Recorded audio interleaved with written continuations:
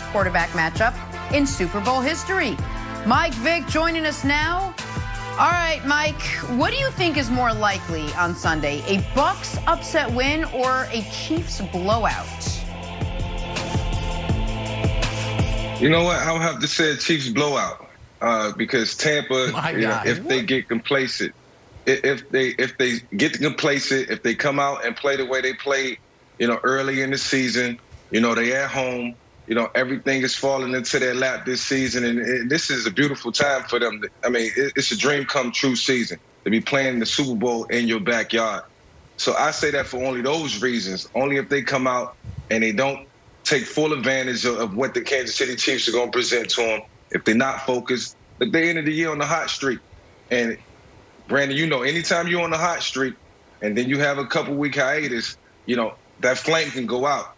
So if this game was played last week, then I would say, look, the Bucs will have a chance at. I'm not picking a winner or loser right now. I'm just saying, if anything, and answering the question, if it's an upset, it could be because, the Bucs at home, man, they chilling and everything is in their backyard. Big bro, are you out of your mind? You're a quarterback. No, smart man. Think about what Mahomes is facing right now. You're a quarterback. Go back to week 12, Mike, and put yourself in Mahomes' position. You are the quarterback of this team. Week 12, you play. First half, you're playing against man. Lights out. Okay, second half, they start playing zone. They start just relying on the front four. Things got a little different, right? It starts sputtering a little bit for them, just a little bit.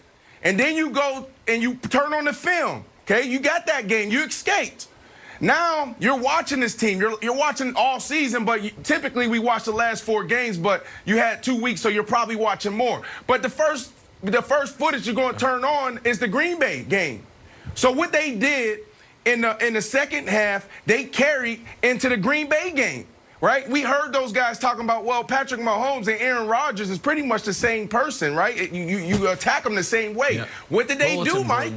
What did they do? They disguise. They rush forward. Shaq Barrett, JPP, I keep saying it. We've been saying it all week. But those guys been playing lights out.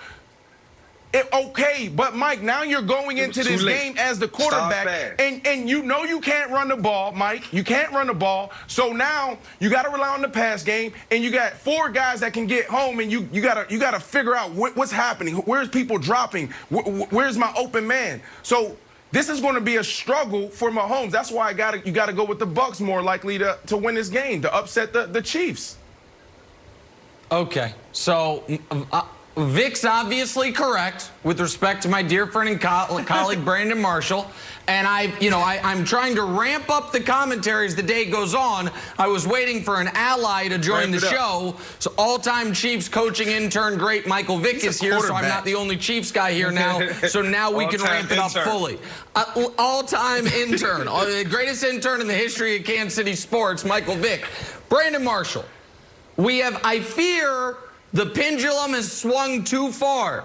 The Bucs defense has gone from underrated nationally to all of a sudden this week, we're talking about the front 4 like they're the purple people eaters. They are not that. They are not even as good as the front 4 they look like it last Chiefs week. faced in last year's Super Bowl. So this idea that all of a sudden the Chiefs aren't going to be able to move the football, I just don't acknowledge that as really a possibility. And Wilds, I'm going to throw it to you, and I'm going to do one of your favorite things, but I'm going to do it in reverse. Because all year long I've had to deal with Kevin Wilds and his perfectly coiffed hair talking about, but what if? What if the Saints had fallen on a fumble? And what if the guy from Atlanta had caught the interception? What if this 14-1 team, they actually were 9-6 if you really think about it. So let's go back to that Tampa Bay game and do a couple what ifs. What if on the opening drive of the game, on 3rd and goal from the 1, instead of having Travis Kelce throw the ball, they just threw it to Kelce and got a touchdown? And what if on the 4th drive of the game, instead of Mahomes being strip-sacked inside the 10, they scored a touchdown? And what if in the second half, where the Chiefs were shut down after a 75-yard touchdown drive to start the second half, Mecole Hardman had caught the wide-open 90-yard touchdown pass that was thrown to him? Do you know if those three things had happened? The score of that game with 20 minutes left would have been 45-10. So we can play the what-if games always negatively to Kansas City, or we can say, you know what? The first time they played, it actually was far more of a blowout than the score indicates. So what's more likely? A Chiefs blowout, because they were this close to blowing them out once already. And the last time the Bucs had the ball with a chance to take the lead in that game was the first quarter. So to me, that's clearly the answer, a Chiefs blowout. Okay, I'll throw it back to you. Few things. One, the McCole Hardman thing was not McCole Hardman's fault. It was Patrick Mahomes' fault. That was a bad throw, and I know in your contract we can never say anything about Patrick Mahomes, but it was, he said it after the game it was a bad throw. Travis Kelce, you know who was on that play?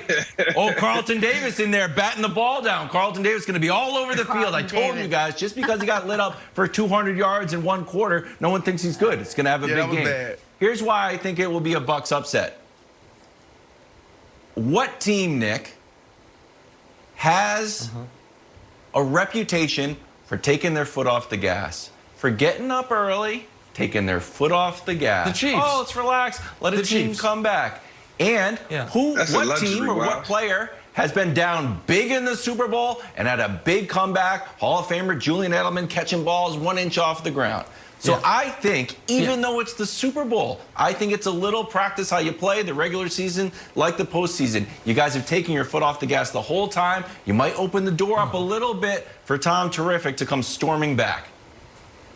Okay, that's a very intriguing thought that the Chiefs will just shift into neutral in the Super Bowl, looking ahead, I guess, to the non-existent Pro Bowl the week after. Stay fresh for that. Vic, I got a question for you. Vic, did they seem to take their foot off the gas against the Bills? I watched that game. You and I weren't watching it together, but we were on a Zoom call discussing it together. Did they take their foot off the gas against the Bills? They didn't. No one ever takes their foot off the gas. This is professional sports, and when it comes down to it in this game, you know what the Tampa Bay Buccaneers are gonna have to do?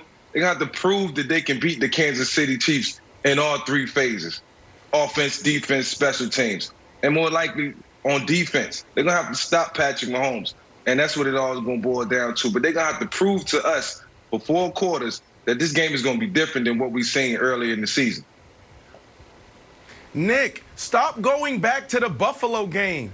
Please. They didn't have the right personnel. They didn't have the right scheme. They had no chance. That was 7-on-7 out there. That was routes on air. Routes on air, that's one of the first things we do, Vic, when we start practice. Quarterbacks, wide receivers, go to field 2.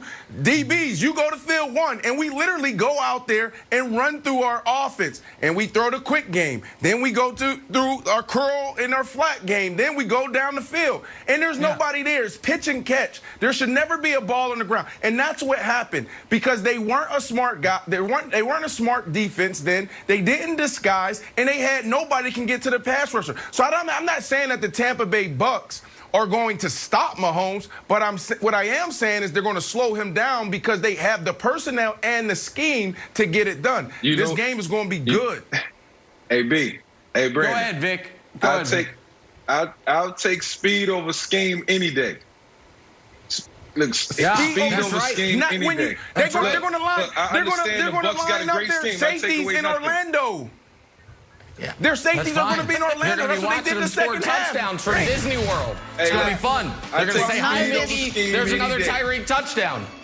It's going to be great. Patrick Mahomes won the Super Bowl MVP last year. It was his first. Tom Brady's already got 4 in his trophy case. We're talking MVP next. First things first.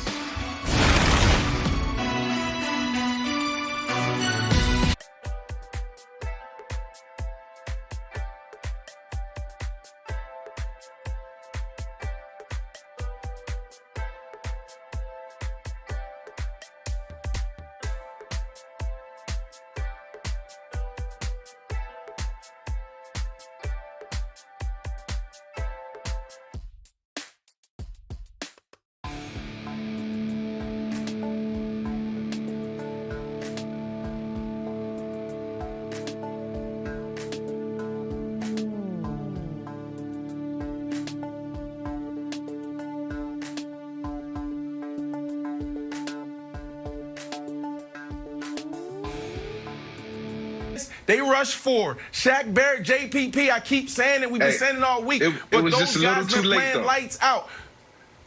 Okay, but Mike, now you're going into this game as the quarterback, and you know you can't run the ball, Mike. You can't run the ball. So now you got to rely on the pass game, and you got 4 guys that can get home, and you got to figure out what's happening. Where's people dropping? Where's my open man? So this is going to be a struggle for Mahomes. That's why you got to go with the